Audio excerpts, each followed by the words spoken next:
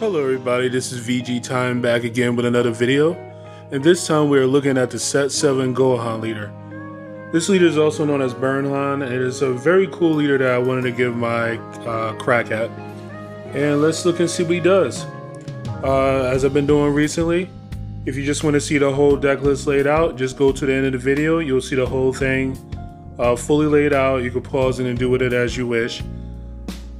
But if you want to go along with the ride, here we go. So Son Gohan, at least this version, has the ability to burst 2, take a life, and burn your opponent for 1. That only works if your opponent is at 5 or more life, so keep that in mind. But what's really great about him is that he self-awakens, as well as getting free damage. He awakens when he has 4 or less life, and when he does, he draws 2 and flips over. On the backside, he becomes Son Gohan and Son Goten. And he has 3 abilities on his side, all 3 of which are relative in his deck, or relevant in his deck. So basically, the first is an auto sparking 5.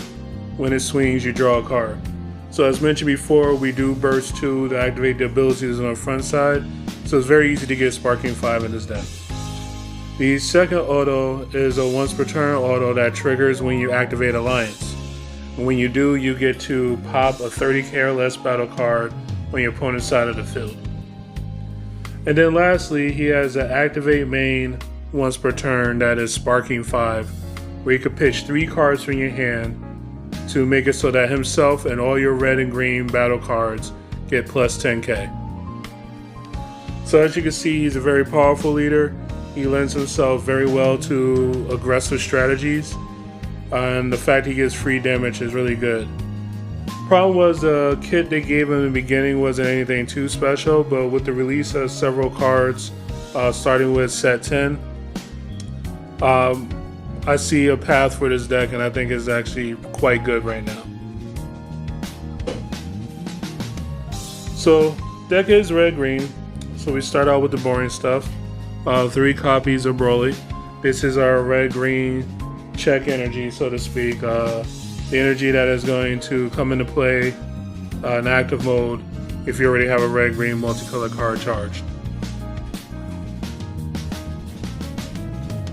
Next up, we're going to go into our super combo, which is 4 copies of Nappa. As you know, I'm a big fan of this card. Nappa has the ability to basically be used twice. When you combo with him from your hand, he comes into play at the end of the battle, and then you can combo with him again. We do play 2 copies of Raditz. This is a free combo as long as you have a red-green multicolored card in your energy. This helps to facilitate arrival, which we do take advantage of in this deck.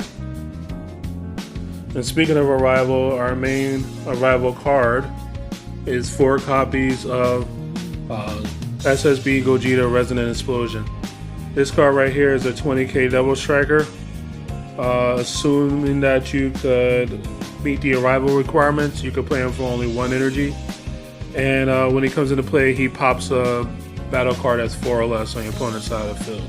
The restriction though is that you can't play more than 1 of them per turn, but due to the arrival mechanic, you could play them on your opponent's turn and then another one on your turn to kind of get around that. This is the most flexible card. We do have one of the SS3 scrambles. This is just to close out the game, like guaranteed. It gives you like an ultra late game. You're really trying to win on 4, but if the opponent is like turtling up really well and they're protecting their life total, you could just play this guy and just win the game.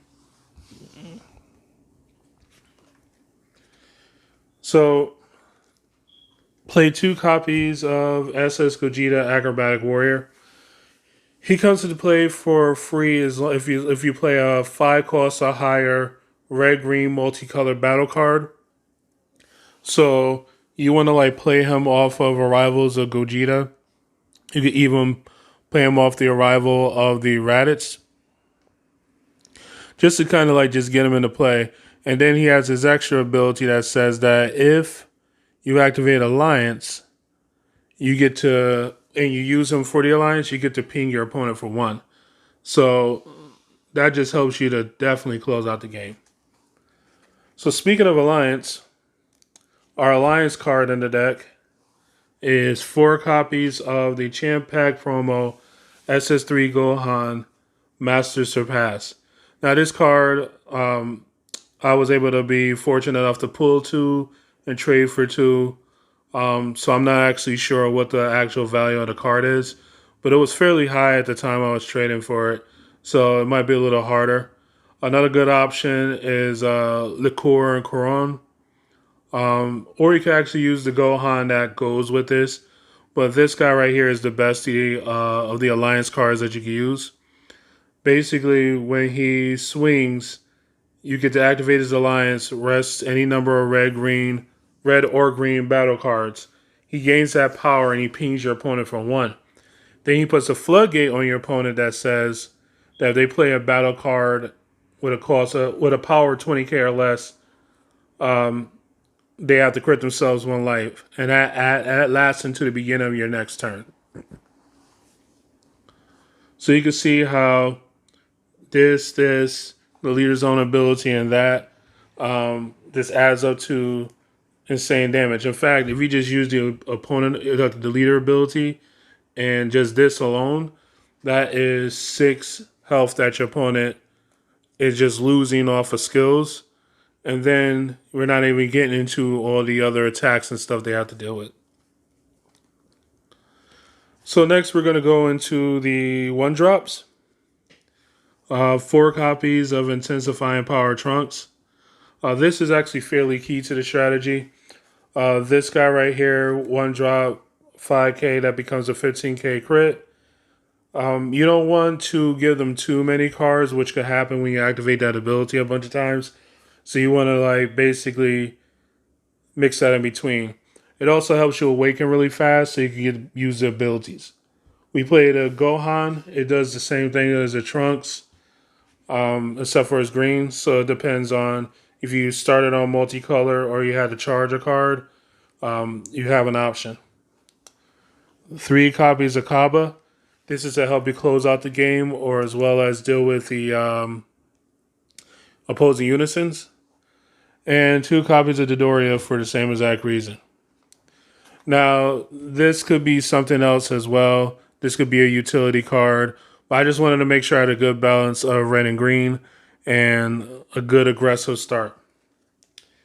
Continuing with that idea, we go into our free cards. 4 copies of Bardock the Resolute. Move over here. Bardock the Resolute is best in this deck with this leader. Basically because you can play him on turn 1 without ever having to attack. So if you go first and this guy's in your hand, you could play a tapped energy, burst 2, take a life, ping your opponent, play this guy on the table, and pass turn. Now they have to worry about this card coming in on them on the following turn. We play 3 copies of Videl, Gohan's partner. This card right here has multiple purposes. The first of which being is, of course, she's a free blocker, so she's there for a little bit of defense.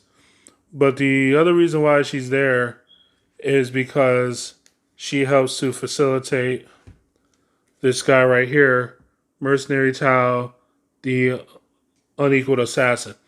So Tao has the ability to be played for free if your leader card is red and you have 3 or more battle cards on the table. So if you have 2 and you just can make a Videl, you can play a Tao. And then a Tao gets crit for the turn. So again, he's good pressure. And third, if you have a bunch of cards in hand, not that big of a board presence, but you want to use his activate main, you can play down a couple of Videls, activate his activate main, and she becomes a 15k hitter. So she can still pressure awakened leaders. And then lastly, for the free guys, we play Belmod. Belmod is there for 1, to extend attacks, but 2, to reset your unique guys. So Bardock and Mercenary Tao are both unique. So if you have multiple Bardocks, multiple Taos in hand, you want to clear those, once you use them, clear those 2 plus another guy, play the Belmod, and then activate whatever effect you need to be able to play a Bardock, and then possibly even play a Tao right after that. so that way you can continue extending your attacks. Now for negates, we play 2 copies of After Image Technique. Sparking is, again, a big theme in his deck. And then 2 copies of the Final Guardian.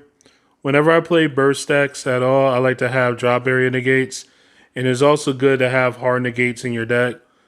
Sadly, as great as After Image is, it is not a hard negate. So your opponent could possibly combo over it, depending on what their situation is.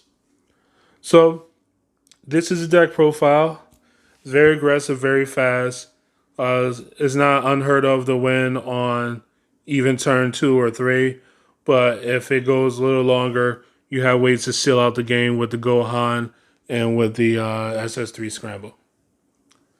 So that's it for now. I'll catch you again later. This is VG Time, signing out. Thank you for watching this video.